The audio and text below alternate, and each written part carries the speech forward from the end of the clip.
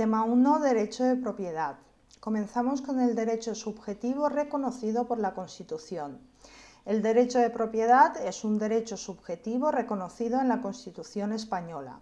Según el artículo 33 de la Constitución, es un derecho no fundamental, pues aunque se reconoce el derecho a la propiedad privada y a la herencia, no cabe recurso de amparo ante el Tribunal Constitucional ni recabar su tutela ante los tribunales ordinarios en un procedimiento basado en los principios de preferencia y sumariedad. Se tutelará según lo previsto en el artículo 53 de la Constitución española y no se regula por ley orgánica, sino por la ordinaria. Asimismo, es un derecho de exclusión.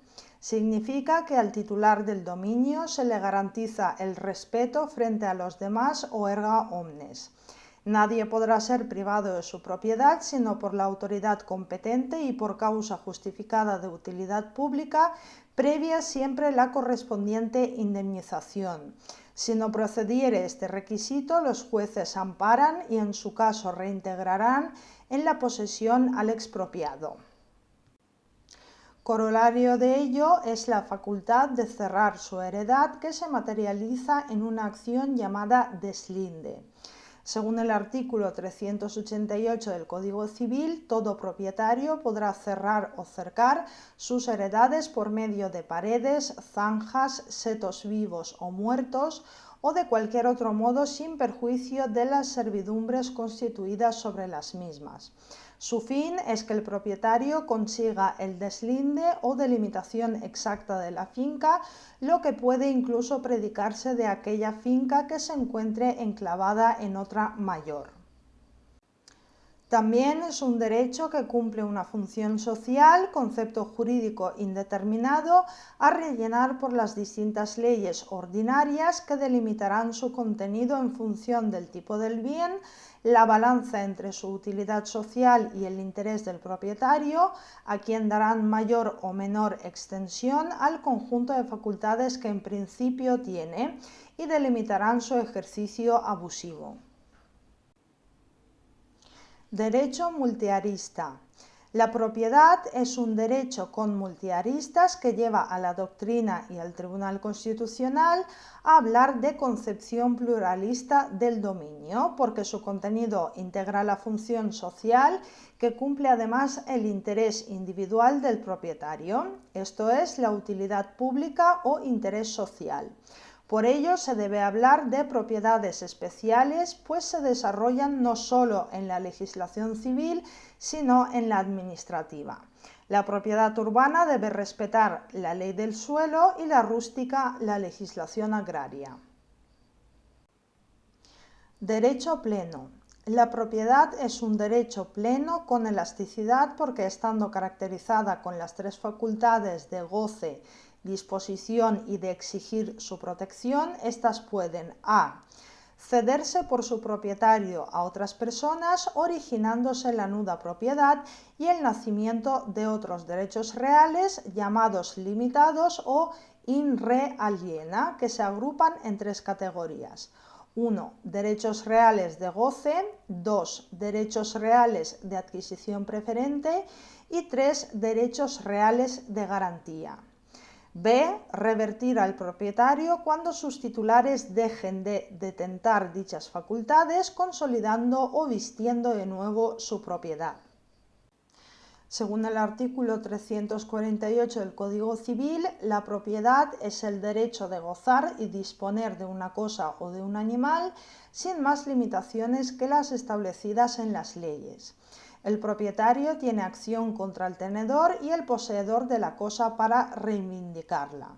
La facultad de goce permite no solo cubrir las necesidades del propietario según la naturaleza del bien, aunque ello suponga que se consuma, sino cambiar incluso su destino económico. La facultad de disposición supone que el propietario puede ejercer su posesión sobre la cosa sin que sea obligado su continuo uso, aunque no se admite ejercicio antisocial o abusivo. Y también puede transmitirla a otras personas siempre que no exista una prohibición de disponer. Y la facultad de reivindicar la cosa supone no solo que el propietario tenga la acción reivindicatoria, sino la acción declarativa de dominio y la acción negatoria. No obstante, cuando el propietario transmite la facultad de goce, se está creando uno de estos derechos in re aliena de goce, que es usufructo, uso, habitación, servidumbre, censo, superficie o aprovechamiento por turno. Cuando el propietario transmite la facultad de disposición, se crea uno de estos derechos in rea aliena de adquisición preferente, esto es, el tanteo, retracto, opción o de garantía, anticresis, prenda e hipoteca. Derecho in re. El derecho de propiedad es un derecho in re y no un derecho de crédito por dos motivos. 1. Otorga a su titular el señorío inmediato sobre la cosa, esto es, la posibilidad de ejercer sobre ella las facultades ut supra, que significa que es una relación con la cosa y no con otra persona. Por ende, se dice que se tiene un poder directo e inmediato que se ejerce sobre la cosa, pero no implica siempre la posesión. La satisfacción del titular depende de él, pues es quien ejerce su señorío sin necesidad de otro u otros. El derecho de crédito no es un derecho real, sino personal, pues otorga a su titular la facultad de exigir una prestación, de dar, hacer o no hacer, pero no le da un derecho real hasta que la cosa sea entregada. En consecuencia, la relación en la que se encuentra el derecho de crédito es entre dos personas y la satisfacción del derecho de crédito es exigir la conducta o acción de la otra persona en la relación. 2. Otorga a su titular un efecto erga omnes, esto es, la posibilidad de oponerlo o pedir su respeto frente a todos, por eso se tachan de absolutos. El derecho de crédito es relativo porque solo puede exigir el cumplimiento de la prestación a su contraparte. Estas dos notas no están presentes en la trilogía de los derechos reales limitados, ya que es difícil apreciar un poder inmediato sobre la cosa en la hipoteca, esto es el derecho real de garantía. En la servidumbre negativa, esto es derecho real de goce, o en general en todos los derechos reales de adquisición preferente, esto es tanteo, retracto y opción. Además, hay derechos de crédito en los que sí se da el goce posesorio, que es el arrendamiento, comodato o préstamo de uso. Y 3. Otras diferencias entre derechos reales y de crédito. No se exige forma solemne a los derechos de crédito y sí a los derechos reales que recaen sobre los bienes inmuebles. No se inscriben en el registro de la propiedad los derechos de crédito y sí los actos y contratos relativos al dominio y demás derechos reales sobre bienes inmuebles. En la hipoteca la inscripción es constitutiva. No existe la prescripción adquisitiva de los derechos de crédito y sí la hay en los derechos reales.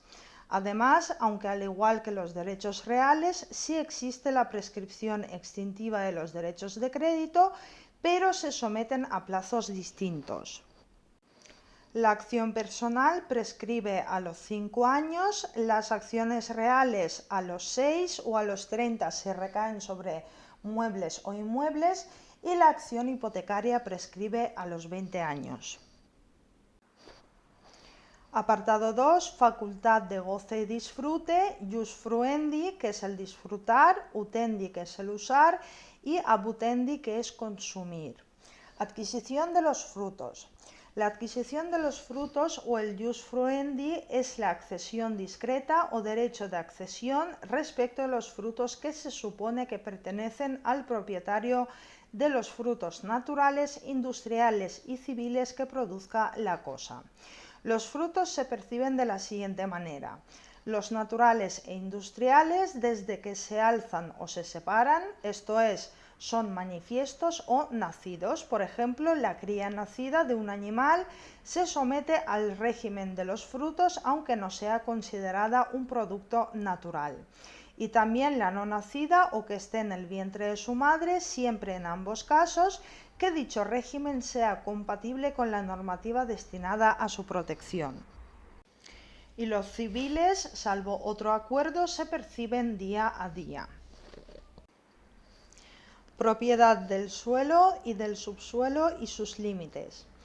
Según el artículo 350 del Código Civil, el propietario de un terreno es dueño de su superficie y de lo que está debajo de ella, y puede hacer en él las obras, plantaciones y excavaciones que le convengan, salvas las servidumbres y con sujeción a lo dispuesto en las leyes sobre minas y aguas y en los reglamentos de policía.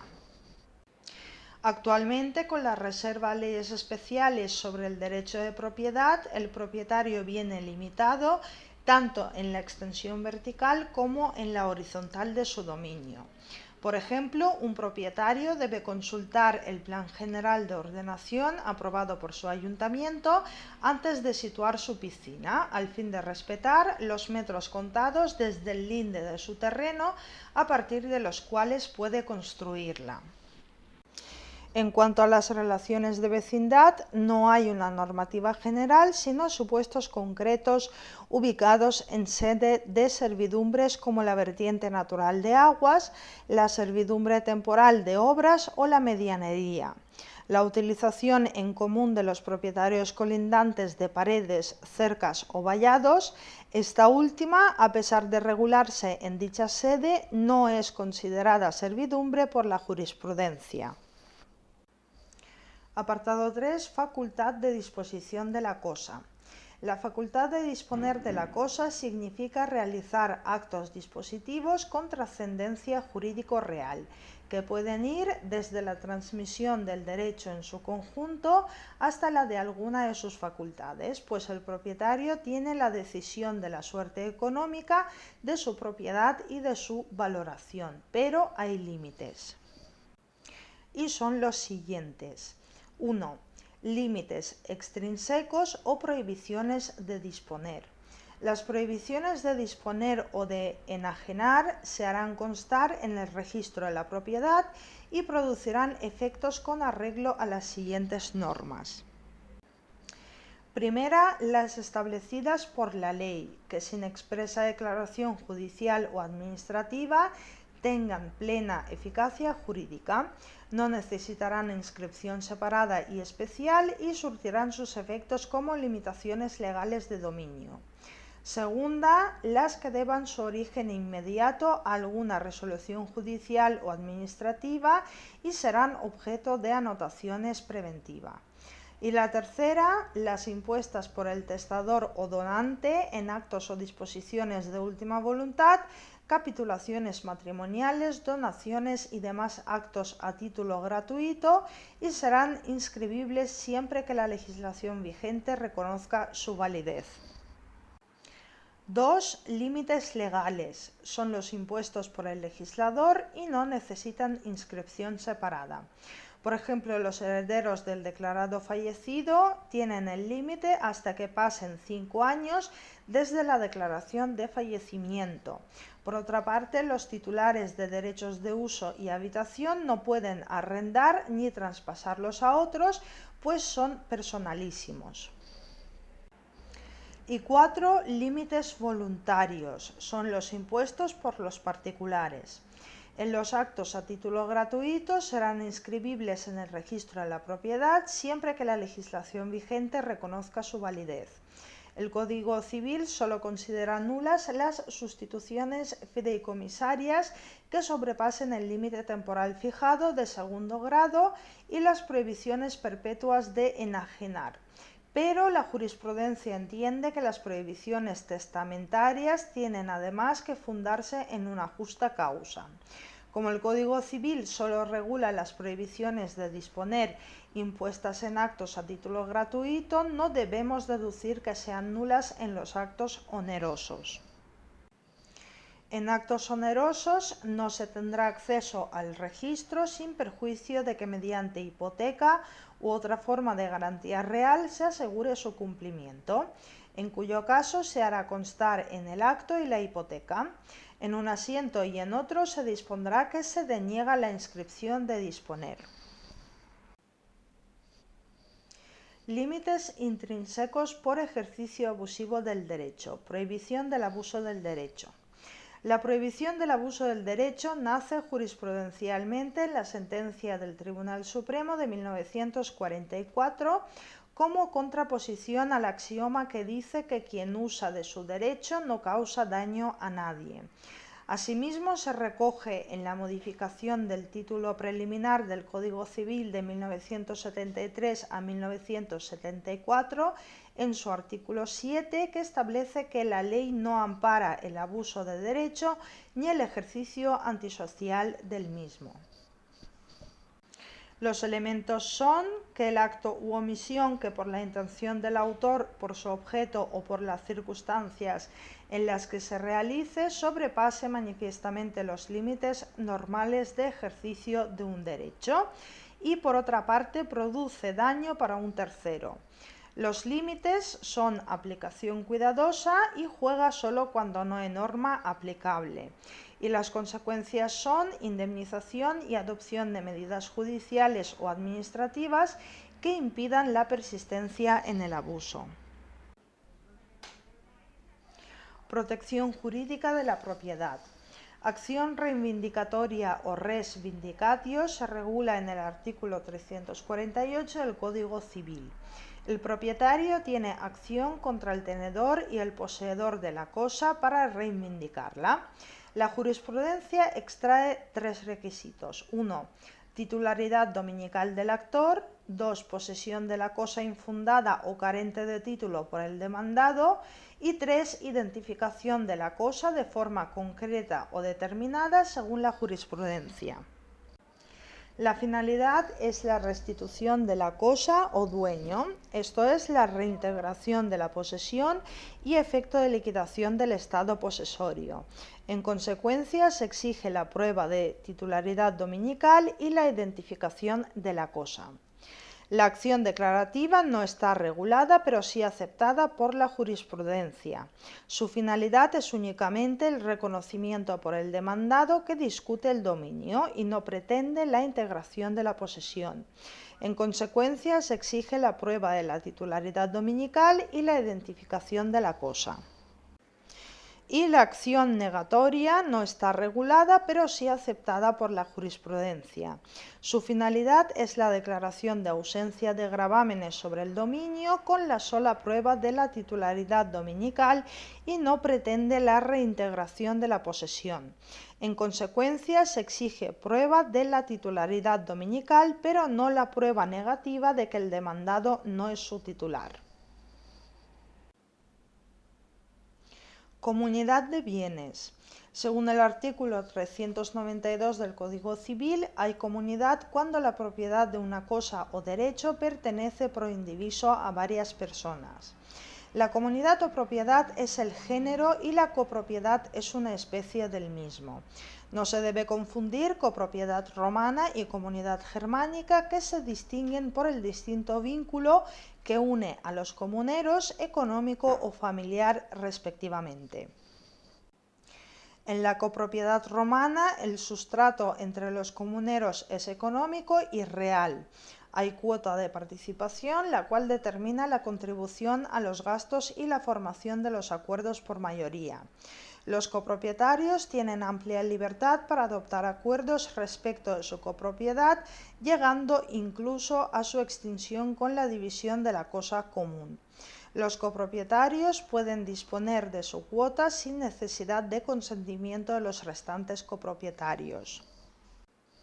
En la comunidad germánica, el sustrato entre los comuneros es su vínculo personal o familiar, primando sobre el real y es tendencialmente permanente. No hay cuotas, no hay posibilidad de dividir la cosa por los comuneros y tampoco pueden disponer de la cosa. Por tanto, no pueden transmitir su posición a un tercero. Copropiedad por cuotas. El carácter fundamental de este tipo de comunidad es la atribución de cuotas partes a cada uno de los propietarios de la cosa. Consecuentemente, el concurso de los partícipes, tanto en los beneficios como en las cargas, será proporcional a sus respectivas cuotas, aunque se presumirán iguales si no se prueba lo contrario. Esto es presunción juris tantum. Por tanto, puede haber desigualdad de cuotas, pero habrá que demostrarla por cualquier medio, normalmente por el título adquisitivo. Y mientras no se demuestre la contribución a las cargas y la obtención de los beneficios, serán a partes iguales. En cuanto a la facultad de uso y disfrute de la cosa común, el artículo 394 del Código Civil dispone tres condiciones. Cada partícipe podrá servirse de las cosas comunes siempre que 1. Disponga de ellas conforme a su destino y conforme a su naturaleza y el posible uso comunitario. 2. No perjudique el interés de la comunidad y 3. No impida a los copartícipes a utilizarla según su derecho. Para poder hacerlo, se establecen pactos de a. Administración sobre utilización por tiempos o por espacio de la cosa común, pero para la administración y mejor disfrute de la cosa común serán obligatorios los acuerdos de la mayoría de los partícipes. Mayoría que se alcanza cuando los partícipes representen la mayor cantidad de intereses que constituyan el objeto de la comunidad o mayoría de cuotas. Si no se alcanzase o hubiera un partícipe que representando la mayoría de las cuotas perjudicara con sus acuerdos gravemente a los interesados en la cosa común, el juez podrá proveer a instancia de parte e incluso nombrando a un administrador. B. La alteración de la cosa común, que incluye también su disposición o enajenación. Requiere una unanimidad de los condueños, aunque de dichas alteraciones resulten ventajas para todos. Los problemas que se pueden sustanciar son los siguientes. Deslindar los actos de disposición y los de administración es a veces difícil. La jurisprudencia afirma que los actos de administración se refieren al aprovechamiento de la cosa y tienen carácter transitorio o temporal en relación a su titularidad, mientras que los de disposición son tendencialmente permanentes. Y por otra parte, se puede disponer de la cuota sin contar con el consentimiento de los demás, pero hay derecho de adquisición preferente a favor de los restantes copropietarios. Respecto de la conservación de la cosa y defensa en juicio de las perturbaciones que sufra, para la jurisprudencia cada comunero tiene legitimación para ejercer la acción judicial correspondiente para la conservación y defensa de la cosa común y sus resultas.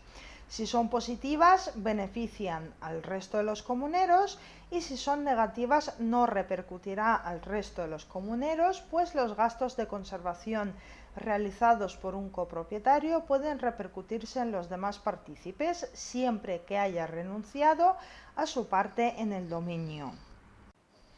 En cuanto a la acción de división, puede ejercitarse en cualquier momento, pues no prescribe, por ejemplo, la herencia. Y además por cualquier causa, salvo un pacto de indivisión que será siempre temporal, pues no puede exceder de 10 años, aunque puede prorrogarse. Y por otra parte, que de hacer la división la cosa resulte inservible para el uso al que se destina o sea objetivamente indivisible, por ejemplo, un animal. No supone siempre que la cosa sea indivisible materialmente, porque la divisibilidad excluye también la indivisibilidad funcional, que es cuando al dividir una cosa materialmente divisible, ésta pierde su valor, por ejemplo, una oficina. Veamos ahora el apartado de las preguntas. ¿Cómo salir de la comunidad? Con acuerdo entre los condueños, y si no llegaren a un acuerdo se venderá la cosa y se repartirá su precio. Si fueran animales de compañía, como ahora por la Ley 17/2021 son considerados seres sensibles o sintientes, no podrá realizarse la división mediante su venta, salvo acuerdo unánime de todos los condueños. Si no se alcanzara dicho acuerdo, será el juez quien decidirá el destino del animal, teniendo en cuenta 1.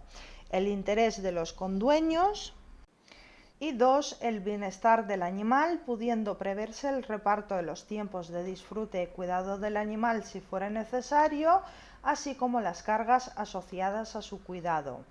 Se habla de tiempos de disfrute y cuidado que pueden aparecer especificados, por ejemplo, en un convenio regulador que prevea, entre los efectos de la nulidad, separación o divorcio, el destino del animal co-usufructuado por los cónyuges, que será aprobado por el juez, salvo si fueran gravemente perjudiciales para su bienestar, en cuyo caso deberá el juez adoptar las medidas necesarias, las cuales siempre serán revisables en función de la alteración grave de las circunstancias en el futuro. ¿Cómo practicar la división? Existen tres modos. 1. Por los interesados y de manera que tengan por conveniente, pero unánimemente. Lo normal es acordar un sorteo.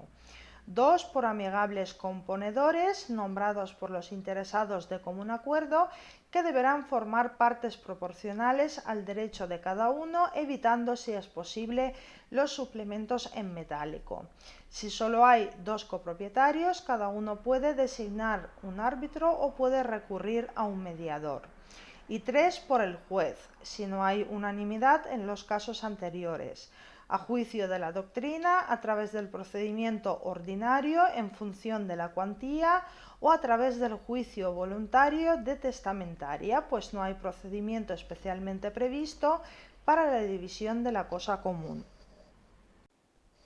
Y por último, los efectos de la división entre comuneros son los siguientes: llegar a la singularidad de la cuota, la evicción y saneamiento de los bienes que les sean adjudicados y entender a efectos de posesión que han poseído exclusivamente la parte que al dividirse le cupiere durante todo el tiempo que duró la indivisión. No se produce ningún efecto sobre los terceros, puesto que en la división se conservan los derechos de hipoteca, servidumbres u otros derechos reales que le pertenecieran antes de hacer la partición, e igualmente los derechos personales que le pertenezcan, como por ejemplo el arrendamiento. Apartado 5. Propiedad horizontal. La propiedad horizontal es una forma especial de propiedad sin personalidad jurídica, pero con legitimación procesal, y se regula en la Ley de Propiedad Horizontal. Pueden darse normas propias las comunidades de propietarios. El título podrá contener, además, reglas de constitución y ejercicio del derecho y disposiciones no prohibidas por la ley en orden al uso o destino del edificio, sus diferentes pisos o locales, instalaciones y servicios, gastos, administración y gobierno, seguros, conservación y reparaciones, formando un estatuto privativo que no perjudicará a terceros si no ha sido inscrito en el registro de la propiedad. Asimismo, existen normas de régimen interior u ordenanzas que son normas voluntarias que tienen por objeto regular los detalles de la convivencia y la adecuada utilización de los servicios comunes.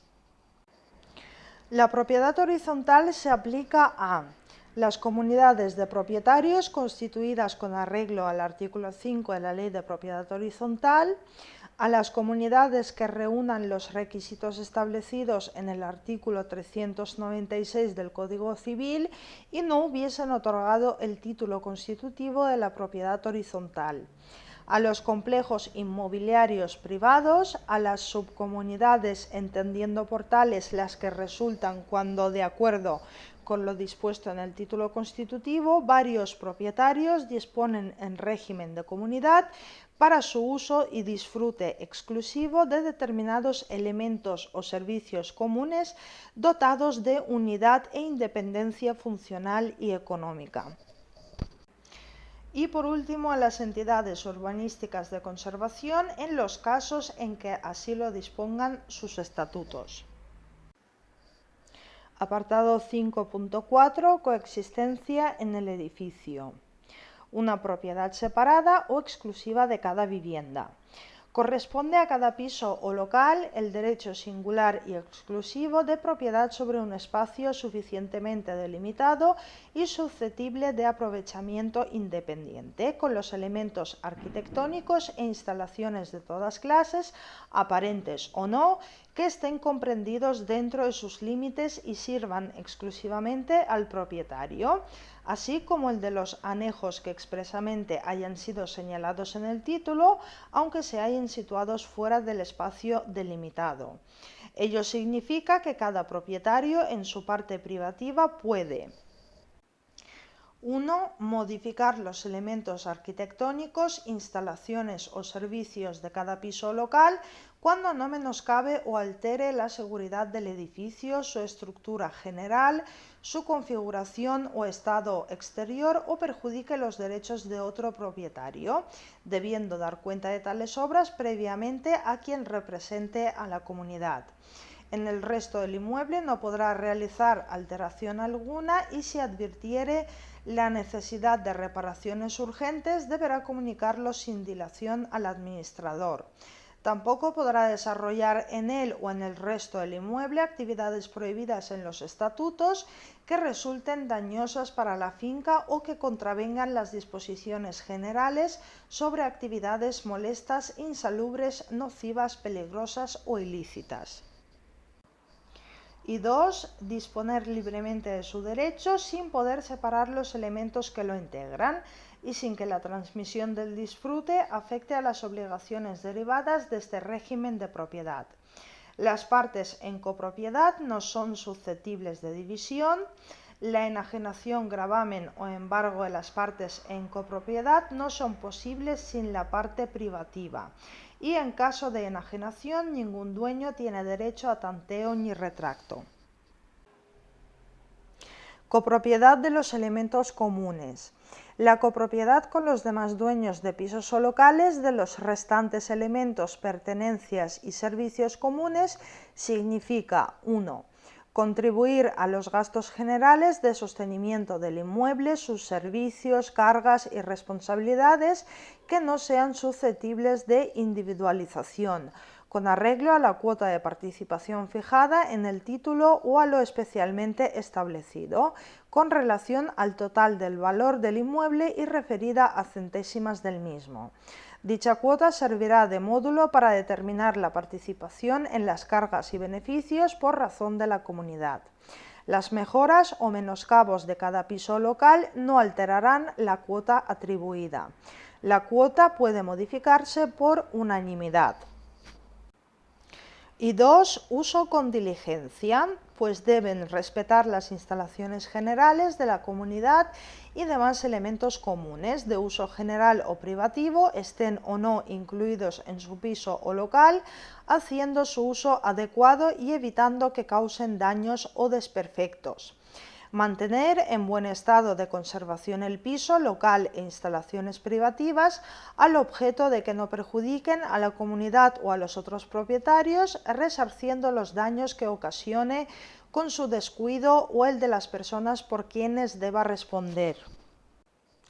Y consentir en su vivienda o local las reparaciones que exija el servicio del inmueble y permitir en él las servidumbres imprescindibles requeridas para la realización de obras, actuaciones o la creación de servicios comunes llevadas a cabo o acordadas conforme a lo establecido en la ley, teniendo derecho a que la comunidad le resarza de los daños y perjuicios ocasionados, de forma que debe permitir la entrada en su piso local a los efectos prevenidos en los apartados anteriores. Funcionamiento de una propiedad horizontal. Es un colectivo que se ha de organizar con la estructura básica fijada en el artículo 13 de la Ley de Propiedad Horizontal, pero los propietarios pueden añadir otros órganos de gobierno, como por ejemplo el cargo de vicepresidente, que es facultativo, o incluso alguno de los órganos de gestión descritos por la Ley de Propiedad Horizontal, como el de secretario o administrador, que puede asumir el propio presidente. La estructura es la siguiente. 1. Presidente. Es nombrado entre los propietarios mediante elección o subsidiariamente mediante turno rotatorio o sorteo. Ostenta legalmente la representación de la comunidad en juicio y fuera de él en todos los asuntos que la afecten. Por tanto, ha de ser siempre propietario y existir. 2. Secretario. Puede ser una persona no propietaria y cuyas funciones son levantar actas, emitir certificaciones de acuerdos y custodiar la documentación de la comunidad. 3. Administrador. Puede ser una persona no propietaria y ha de ser nombrado por la Junta. Sus funciones son las siguientes: velar por el buen régimen de la casa, sus instalaciones y servicios y hacer a estos efectos las oportunas advertencias y apercibimientos a los titulares. Preparar con la debida antelación y someter a la Junta el plan de gastos previsibles proponiendo los medios necesarios para hacer frente a los mismos. Atender a la conservación y entretenimiento de la casa disponiendo las reparaciones y medidas que resulten urgentes, dando inmediata cuenta de ellas al presidente o en su caso a los propietarios. Ejecutar los acuerdos adoptados en materia de obras y efectuar los pagos, realizando los cobros que sean procedentes. Actuar como secretario de la Junta y custodiar a disposición de los titulares la documentación de la comunidad. Y por último, todas las demás atribuciones que se confieran por la Junta. 4. Junta de Propietarios, cuyas competencias define el artículo 14 de la Ley de Propiedad Horizontal y son las siguientes: nombrar y remover al presidente, vicepresidente y las personas que ejerzan los cargos mencionados, así como resolver las reclamaciones que los titulares de los pisos y locales formulen contra la actuación de aquellos. Aprobar el plan de gastos e ingresos previsibles y las cuentas correspondientes. Aprobar los presupuestos y la ejecución de todas las obras de reparación de la finca, sean ordinarias o extraordinarias, y ser informada de las medidas urgentes adoptadas por el administrador. Aprobar o reformar los estatutos y determinar las normas de régimen interior. Conocer y decidir en los demás asuntos de interés general para la comunidad, acordando las medidas necesarias o convenientes para el mejor servicio común. La propiedad horizontal está sujeta al régimen de mayorías y tipos de quórum que para la adopción de acuerdos en junta de propietarios el artículo 17 de la Ley de Propiedad Horizontal fija, salvo que el número de propietarios no exceda de 4 porque pueden acogerse al régimen de administración si expresamente lo establecen los estatutos, que son impugnables ante los tribunales y que se reflejan en el libro de actas diligenciado por el registrador de la propiedad. El régimen de mayorías es el siguiente: unanimidad para modificar asuntos recogidos en el título constitutivo o los estatutos. Mayoría de 3/5 partes para establecer o suprimir servicios de portería, consejería u otros de interés general, aunque se encuentren recogidos en el título de constitución o en los estatutos. 1/3 de propietarios para asuntos de infraestructuras comunes de telecomunicación y mayoría simple para los demás asuntos. Apartado 6. Propiedades especiales, aguas, minas, industrial e intelectual. Son propiedades que se regularon antes del nacimiento del Código Civil. Por ello, el Código, por mandato de Ley de Bases de 1888, las recoge solo con el propósito de deducir de cada una de dichas propiedades lo que pueda estimarse como fundamento orgánico de derechos civiles y sustantivos. La especialidad de sus objetos las acercan o las alejan de la regulación del derecho de propiedad prevista en el Código Civil. Así, las propiedades de agua y las minas se asemejan al concepto de propiedad porque recaen sobre una cosa corpórea, mientras que las propiedades industrial e intelectual no, pues recaen en las creaciones intelectuales en sí, por lo que son bienes inmateriales. No obstante, por la política del bienestar social, seguido hoy por nuestra Constitución, las minas son consideradas de dominio público y respecto de las aguas se les reconoce marginalmente la propiedad privada. Por otro lado, pese al aprovechamiento por los particulares de las propiedades industrial e intelectual, solo se estudia en derecho civil la propiedad intelectual, pues la industrial se estudia en el derecho mercantil. Apartado 7. Propiedad intelectual. La propiedad intelectual es el conjunto de derechos de carácter personal y patrimonial reconocidos por la ley a los autores de obras literarias, científicas o artísticas que se den a conocer al público por medios actuales o de futuro por el hecho de su creación. Las obras que se protegen son variadas, que pueden ser colectivas, derivadas, publicadas por partes, colecciones, bases de datos, etc. La propiedad intelectual está integrada por derechos de carácter personal y patrimonial que atribuyen al autor la plena disposición y el derecho exclusivo a la explotación de la obra, sin más limitaciones que las establecidas en la ley. En cuanto al aspecto moral, el autor tiene derecho moral atemporal sobre su obra porque podrá siempre ser defendida la paternidad e integridad de la misma por cualquier heredero o quien fuere designado en el acto de la última voluntad por el autor. Su contenido en el siguiente conjunto de derechos irrenunciables e inalienables son los siguientes: decidir si su obra ha de ser divulgada y en qué forma. Determinar que la divulgación de su obra se haga con su nombre, bajo seudónimo o signo o anónimamente. Exigir que se le reconozca como autor o padre de la obra, esto es derecho de paternidad.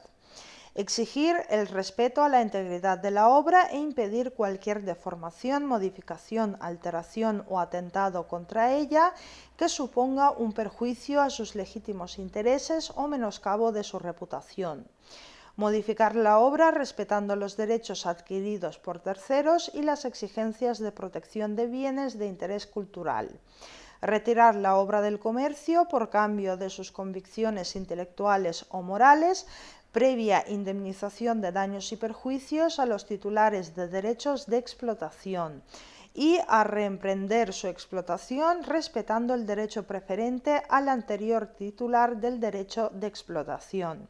Y por último, acceder al ejemplar único o raro de la obra cuando se halle en poder de otro a fin de ejercitar el derecho de divulgación o cualquier otro que corresponda.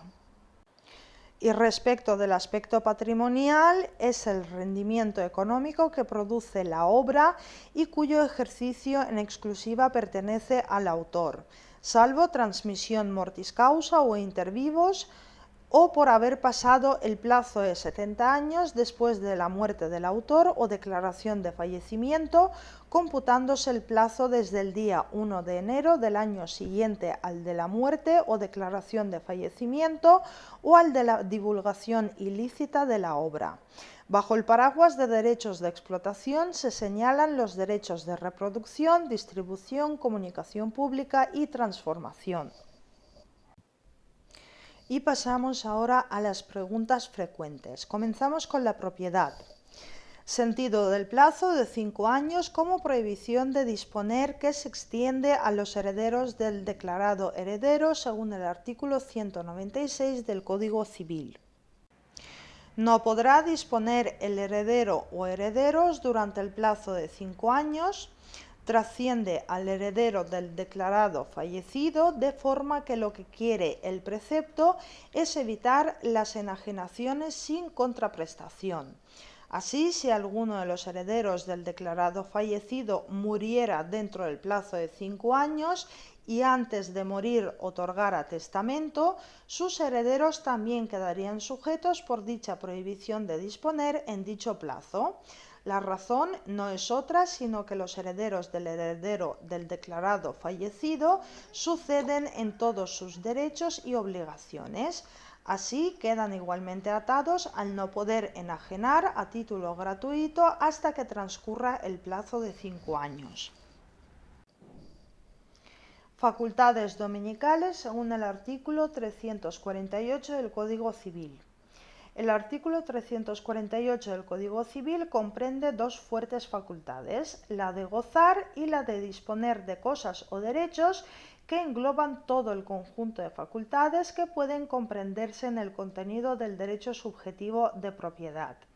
Mientras que en la facultad de goce no se discute doctrinalmente, que comprende no solo la utilización directa, sino la indirecta de la cosa o derecho, en la facultad de disposición se duda incluso que pueda ser contenido del derecho de propiedad y se ve autorizada por la doctrina como la extrema práctica del derecho de goce. Dice Montes Penades que en una extensión del derecho de goce, y más exactamente su consecuencia extrema, esto es, algo así como la causa que legitima la actividad del sujeto inherente al goce del derecho, extendida hasta el extremo de excluir la relación de sí mismo para hacer subentrar a otros sujetos. Pasamos ahora a las preguntas frecuentes de propiedad horizontal. Copropiedad, comunidad y pago de servicios según el artículo 396 del Código Civil. El artículo 396 permite que haya propiedad separada dentro de un régimen de comunidad.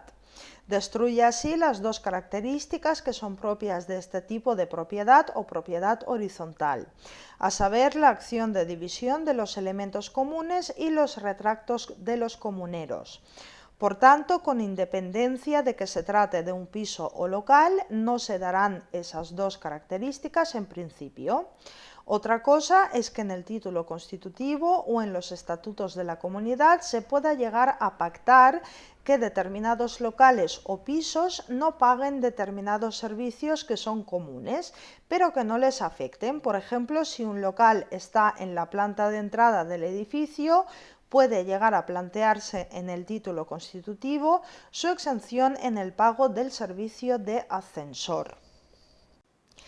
El artículo 5 de la Ley de Propiedad Horizontal dispone que en el mismo título se fijará la cuota de participación que corresponde a cada piso o local determinada por el propietario único del edificio al iniciar su venta por pisos por acuerdo de todos los propietarios existentes, por laudo o por resolución judicial.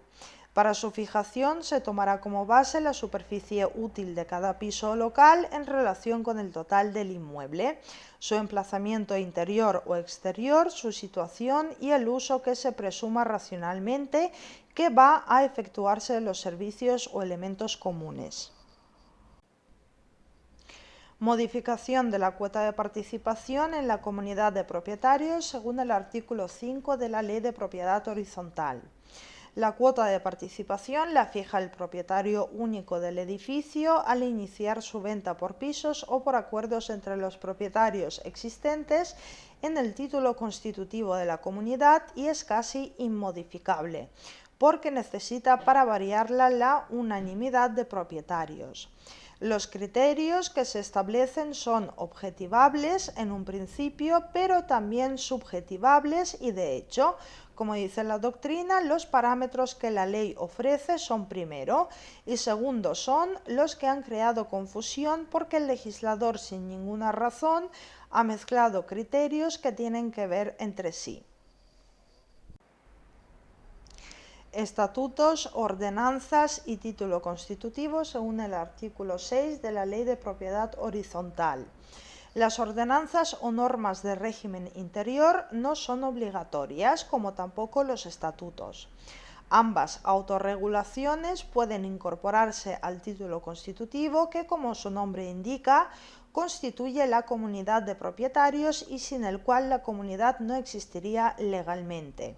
Hay que pensar que si la médula espinal de la propiedad horizontal es que se haya fijado para cada uno de los propietarios por pisos una cuota de participación en las cargas y beneficios y en la toma de los acuerdos en la Junta de Propietarios, es imprescindible que la Ley de Propiedad Horizontal hable de la necesidad de su constitución y de su inscripción en el registro de la propiedad.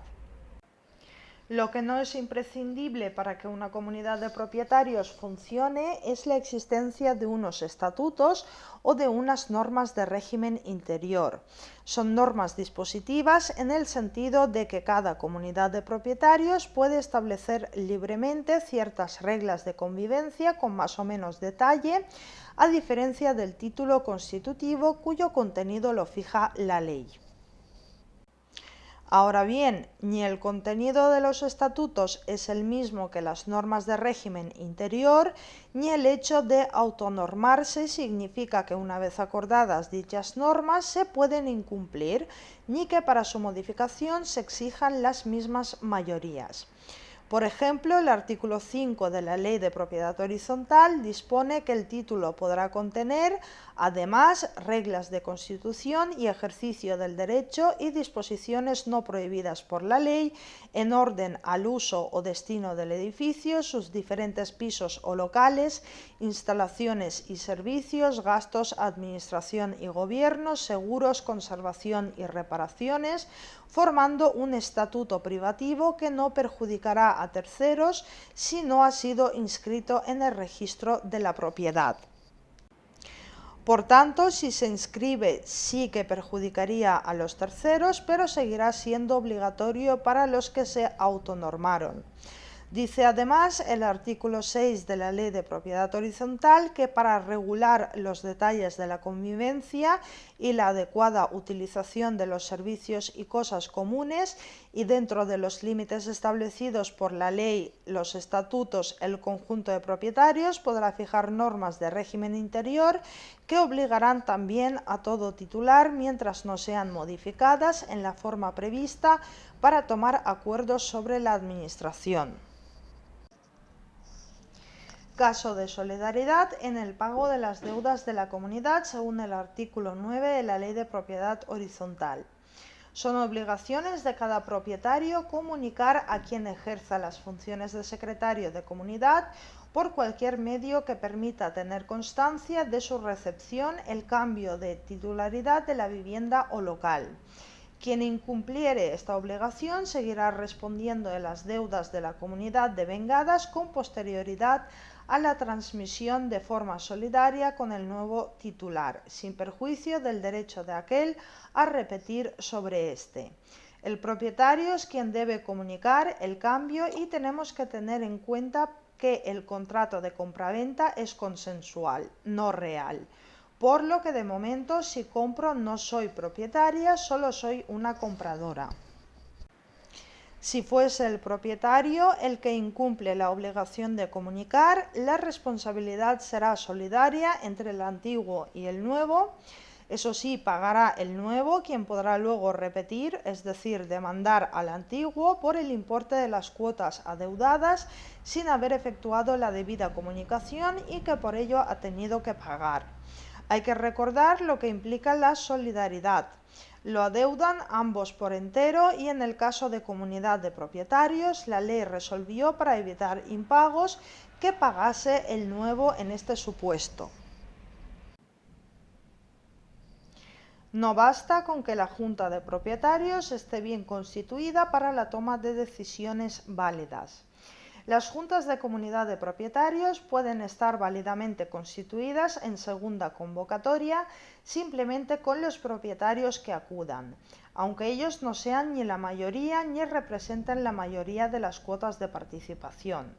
El artículo 16 de la Ley de Propiedad Horizontal dispone que si a la reunión de la Junta no concurriesen en primera convocatoria la mayoría de los propietarios que representen a su vez la mayoría de las cuotas de participación, se procederá a una segunda convocatoria de la misma, esta vez sin sujeción a quórum. Por tanto, puede constituirse válidamente una junta de propietarios con un número insignificante de ellos en la segunda convocatoria, pero ello no significa que puedan adoptar acuerdos en los que la Ley de Propiedad Horizontal exige una mayoría de propietarios en mayoría de cuotas. Un ejemplo. Está claro que para modificar el acuerdo de cuotas de participación que consta en el título constitutivo de una comunidad, la Ley de Propiedad Horizontal exige la unanimidad de los propietarios que representen el total de cuotas de participación. Así lo expresa el artículo 17 de la Ley de Propiedad Horizontal, que establece que los acuerdos no regulados expresamente en este artículo que impliquen la aprobación o modificación de las reglas contenidas en el título constitutivo de la propiedad horizontal o en los estatutos de la comunidad requerirán para su validez la unanimidad del total de los propietarios, que a su vez representen el total de las cuotas de participación. Sería imposible modificar la cuota de participación de los copropietarios en segunda convocatoria, porque la ley dice que se ha de adoptar esta modificación por unanimidad de propietarios que representen el total de cuotas. Exigencia de cuota de participación mínima según el artículo 17 de la Ley de Propiedad Horizontal. Los acuerdos de la Junta de Propietarios se sujetan a las siguientes reglas. 1.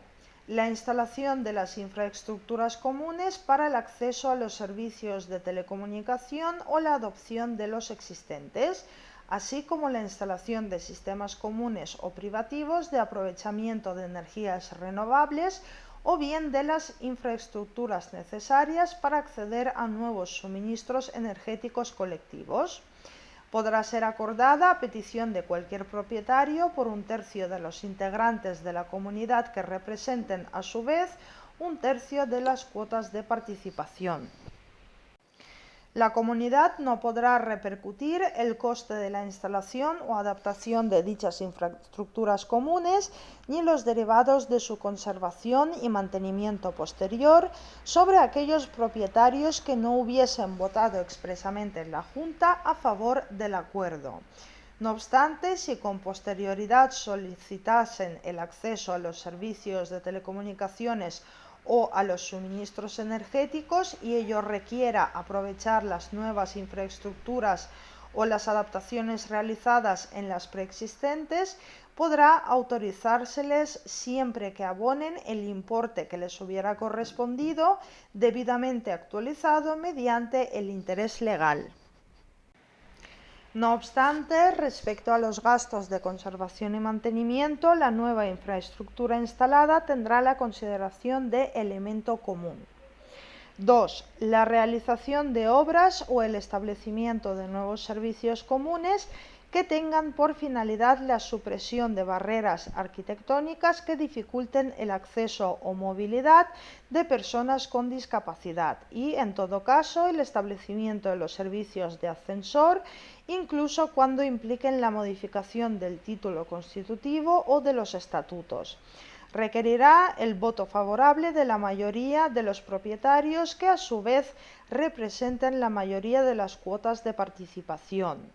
Cuando se adopten válidamente acuerdos para la realización de obras de accesibilidad, la comunidad quedará obligada al pago de los gastos, aun cuando su importe repercutido anualmente exceda de 12 mensualidades ordinarias de gastos comunes.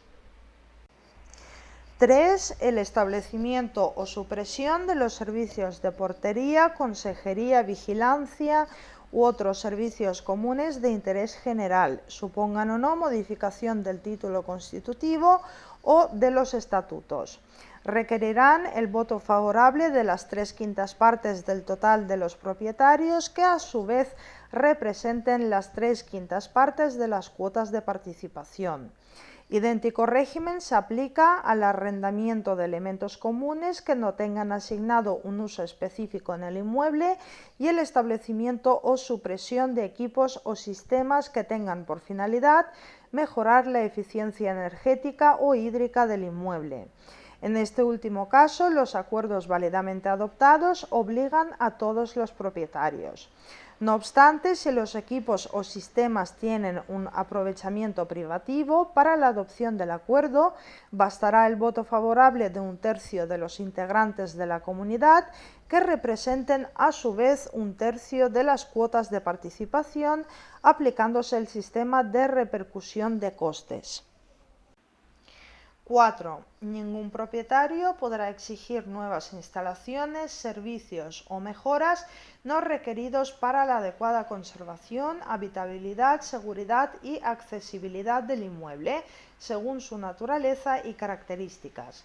No obstante, cuando por el voto favorable de las 3/5 partes del total de los propietarios que, a su vez representen las 3/5 partes de las cuotas de participación, se adopten válidamente acuerdos para realizar innovaciones, nuevas instalaciones, servicios o mejoras no requeridos para la adecuada conservación, habitabilidad, seguridad y accesibilidad del inmueble no exigibles y cuya cuota de instalación exceda del importe de 3 mensualidades ordinarias de gastos comunes.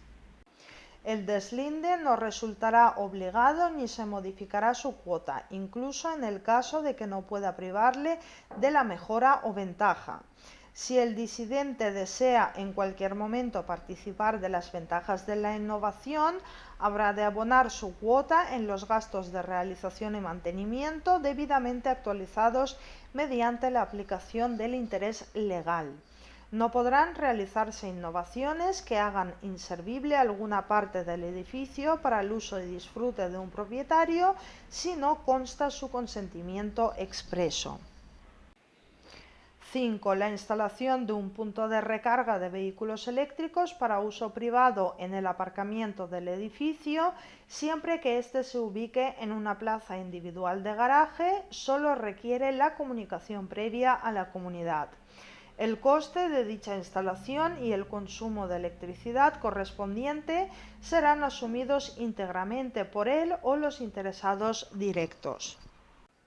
6. Los acuerdos que impliquen la aprobación o modificación de las reglas contenidas en el título constitutivo de la propiedad horizontal o en los estatutos de la comunidad requerirán para su validez la unanimidad del total de los propietarios, que a su vez representen el total de las cuotas de participación. 7. Para la validez de los demás acuerdos bastará el voto de la mayoría del total de los propietarios, que a su vez representen la mayoría de las cuotas de participación. En segunda convocatoria serán válidos los acuerdos adoptados por la mayoría de los asistentes, siempre que ésta represente a su vez más de la mitad del valor de las cuotas de los presentes.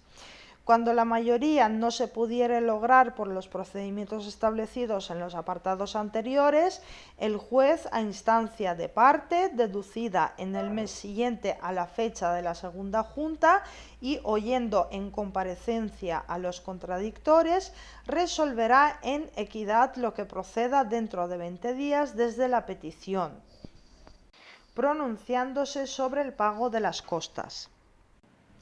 8. Salvo en los supuestos expresamente previstos en los que no se pueda repercutir el coste de los servicios a aquellos propietarios que no hubieran votado expresamente en la Junta a favor del acuerdo, o en los casos en los que la modificación o reforma se haga para aprovechamiento privativo, se computarán como votos favorables los de aquellos propietarios ausentes de la Junta debidamente citados, quienes, una vez informados del acuerdo adoptado por los presentes, no manifiesten su discrepancia mediante comunicación a quien ejerza las funciones de secretario de la comunidad en el plazo de 30 días naturales por cualquier medio que permita tener constancia de la recepción.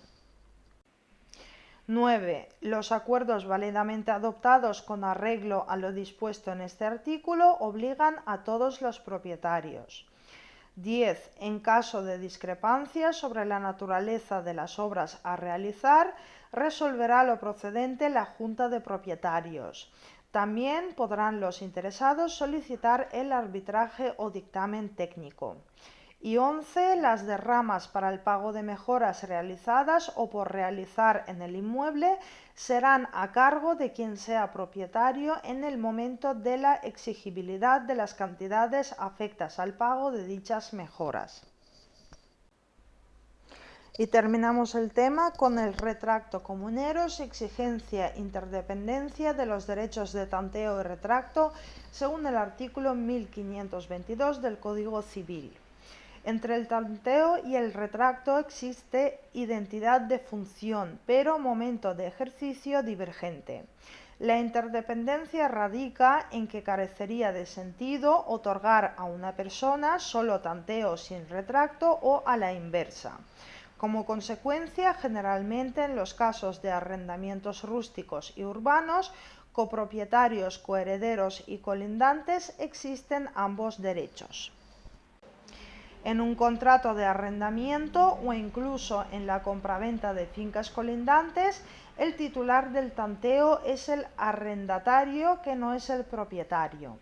En esa compraventa de fincas colindantes, el titular del derecho real limitado de adquisición preferente en cosa ajena es el propietario de la finca colindante. En este caso es propietario de su finca, pero como reúne los requisitos del Código Civil, es, al margen de la titularidad de su propia finca, titular del derecho de tanteo en caso de que el propietario de la finca colindante quiera vender su finca. En ambos casos hay que insistir en que a los titulares de este derecho real limitado en cosa ajena y de adquisición preferente le permite la ley adquirir la cosa que se va a vender con preferencia a cualquier otro.